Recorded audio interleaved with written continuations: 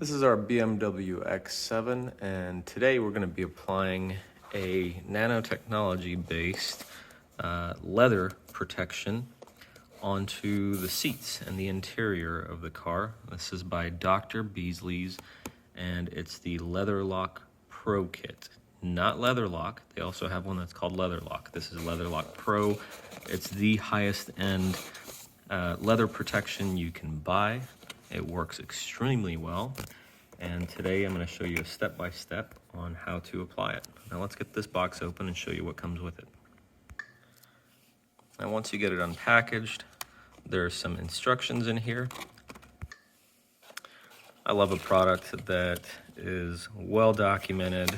You know that they care about how you use it. It's not just a fly-by-night company, and they want to make sure that you apply it right. So you've got very good detailed instructions in here. It's very easy to apply. I'll read through them real quickly. Step 1, shake leather coating prep. Spray it on the surface, wipe off until all the leather surfaces are prepped. That's the prep spray, that's not the actual coating. It says this will allow the LeatherLock Pro to perfectly adhere to the surface. Obviously before you want to make sure that your leather surfaces are clean, so use a good leather cleaner. Dr. Beasleys has a good leather cleaner, or any other type is fine as well. And wipe everything down. You want to make sure there's no residue on the leather. Step 2, shake LeatherLock Pro, that's the coating itself, and prime the foam applicator by applying 8 to 10 drops. If you've ever ceramic coated, this is actually very similar to ceramic coating a vehicle's paint or a boat's gel coat. The foam applicator it's referring to comes with it here. This is the leather coating prep, so this is what you spray on and wipe off before you apply any coating. And this guy here is the actual LeatherLock Pro, and you put a few drops, it says 8 to 10 drops on the applicator to prime it, to make sure it has enough coating on there. And then as you're applying to the seats, as you see the applicator getting dried up, you apply maybe 3 or 4 more drops each time, and then continue, and so on. It's this. Step 3, move the foam applicator over the surface and use the edge of the applicator to ensure all stitching is treated. And that's a very important point. You want to make sure not only the leather itself is protected, but also the stitching, which is where a lot of the gunk and everything builds up. You want to make sure that's protected so that you're not just protecting the leather, but also the stitching to get the stitching itself to be hydrophobic and repel stains and everything else, just like the leather itself. I start with the stitching, make sure I've got all the grooves and the stitching coated, and then come back and apply the LeatherLock Pro to the actual leather itself. That way all the stitching's done out of the way, and then I can work on the leather. Allow the surface to cure for 20-30 minutes, and then wipe it off with a fresh towel. I like to use a microfiber cloth or something that is lint-free. And then it says repeat steps 3 to 4 until all surfaces are treated. Add 3 to 4 more drops when moving to a new panel. That means every time you're moving to a new section, large section of leather, just apply a few more drops to your applicator. That way you've got enough of the coating on your applicator to be effective. After LeatherLock Pro is applied, liquids and dirt will repel from the leather surface. Wipe up will be easy, and that I can tell you that is true. Your leather will start repelling dirt, and especially liquids and things, and won't stain as easily. So if you have a vinyl interior, mbtex, or any of the leather-like materials, say in your Tesla or your BMW, your Mercedes, etc., this will work fantastic as well. It's not just for leather. You can use it on the faux leather, leather-like surfaces, vinyl surfaces as well. I haven't tried it on our boat. I use a 303 product on our boat since it has more UV protection in it as well. But that doesn't really work well in vehicles on the leather. This stuff is the best I've found for the vinyl and leather surfaces inside vehicles. So I'm going to go ahead and get started, and I'll show you the steps here one by one. So the first thing you want to do is grab yourself a microfiber cloth and your leather coating prep. And as the instructions stated, spray it very sparingly on the surface you want to prep and clean, and then wipe it down really well to get all of the leather coating prep off of the surface.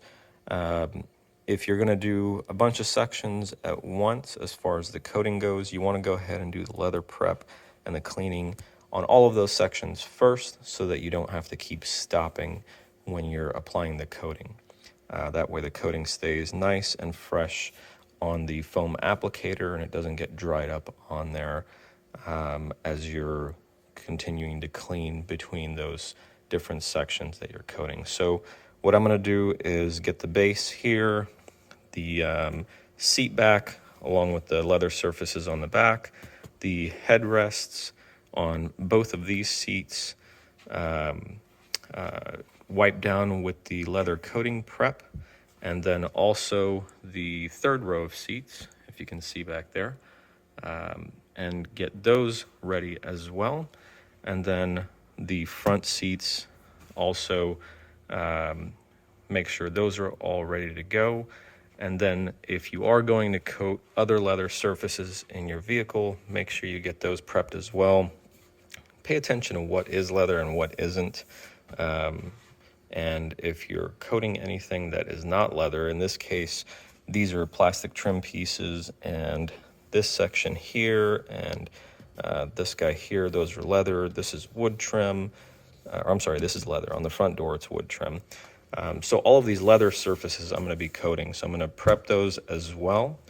And the plastic pieces I'm not going to be coating. So when I'm applying the coating with the foam applicator, I'm going to be real careful to go right along the edge without getting any of the coating on the plastic itself. From past experience, if you do get it on the plastic, typically it's not going to hurt anything.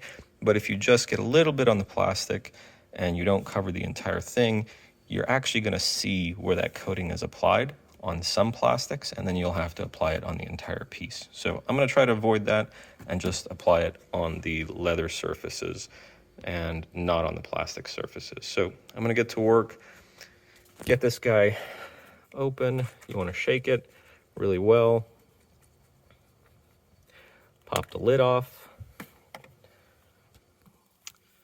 And on this particular seat bottom, I'm going to try to get that half of it sprayed. So from here over, get it sprayed, wipe down gently, get this half sprayed, wipe down gently, get the back and the headrest sprayed, wipe down, and then come back and wipe everything down one more time in case there's any overspray from where I sprayed other panels.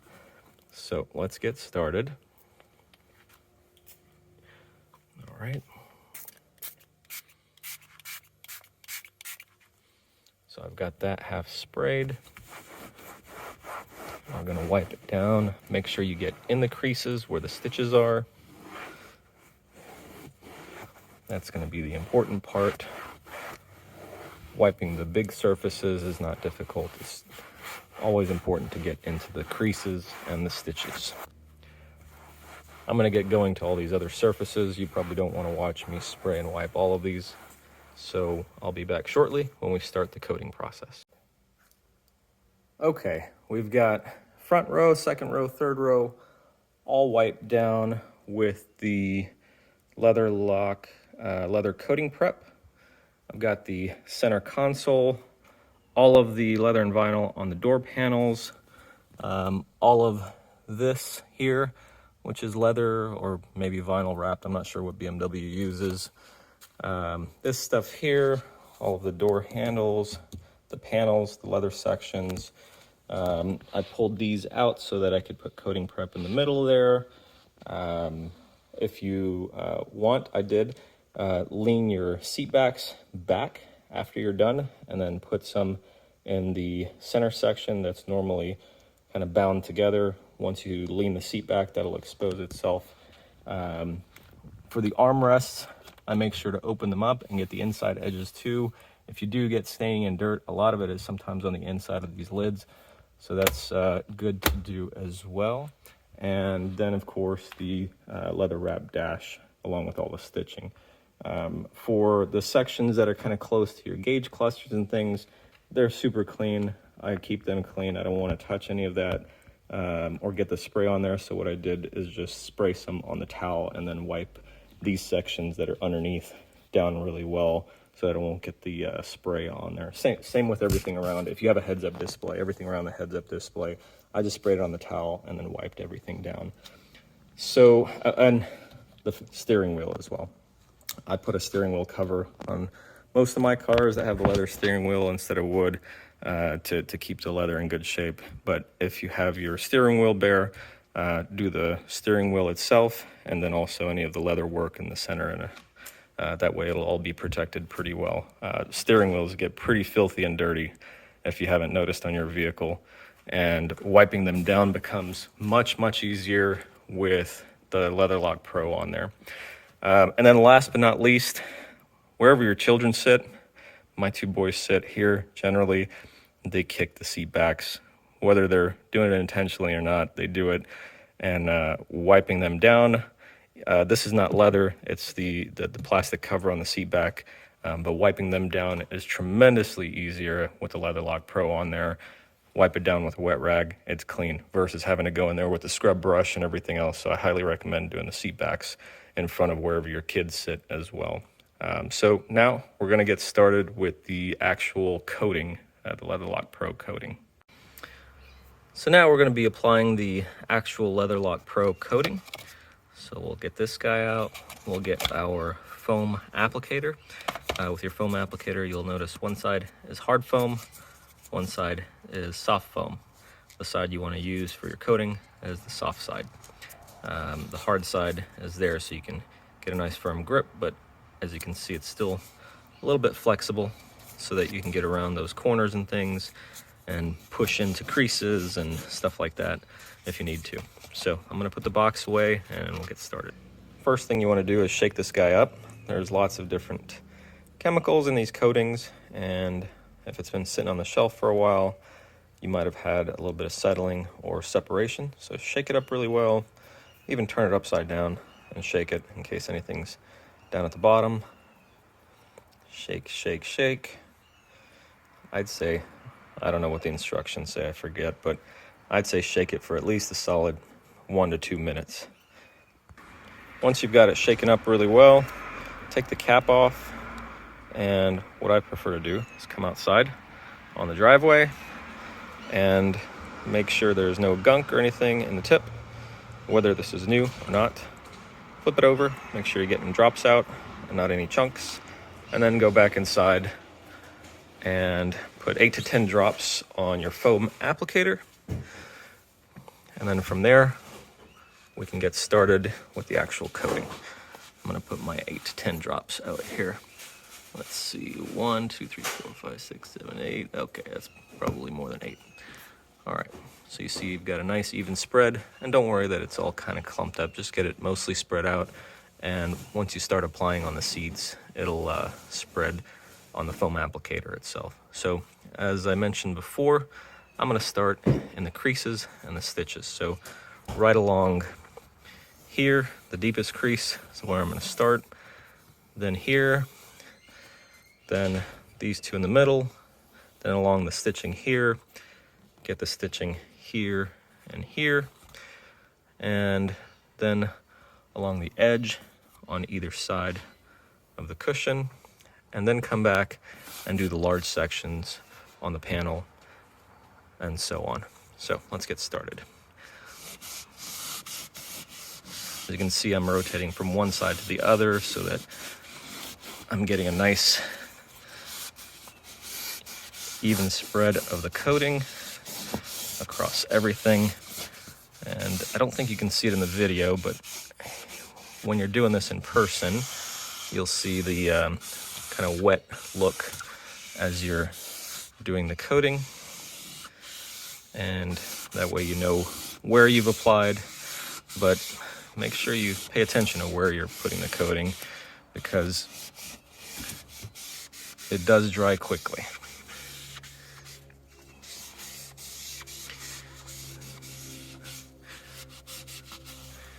All right, now we've got all our stitching done, so I'm going to come back and with large sweeping motions get our panels done. And if you start to see that you don't have a wet look, then it's time to apply more solution to your foam pad. And that's about where I am right now. And this panel did not look wet, so I'm going to put some more drops on here, come back to this panel on the front and then the middle. All right, back to this panel here. And the front one.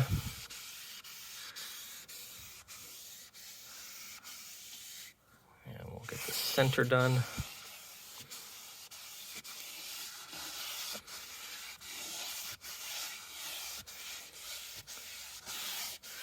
And at this point, looks like I'm dry again. Put a couple more drops on here, and then I'm gonna get the side here and the side here done.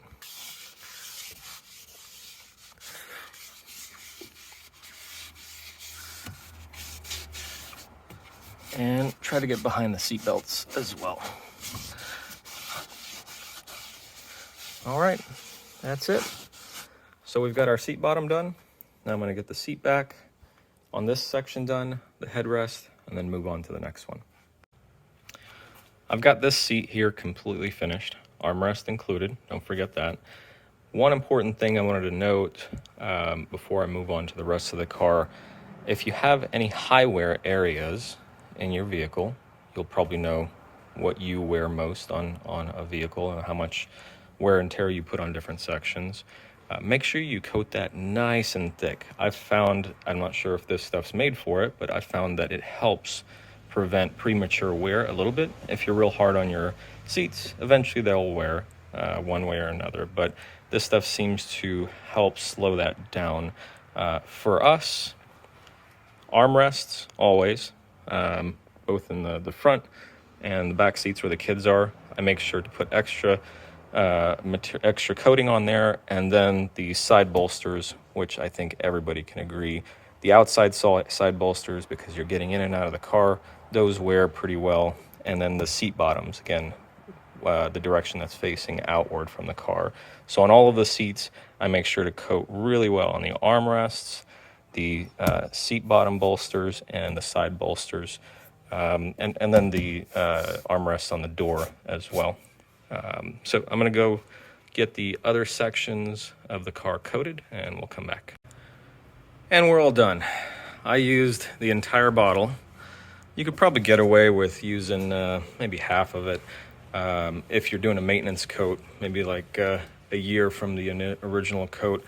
I went ahead and double coated the seat bottom on the driver's seat and the side bolsters.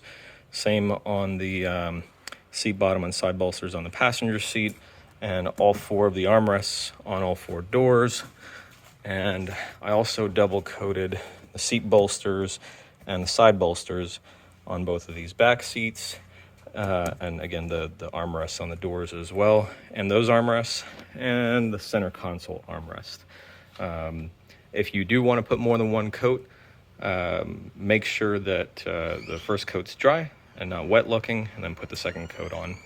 And that's it. Hope you guys enjoyed the video. Like, share, and subscribe. If you have any questions, leave them below, and see you next time.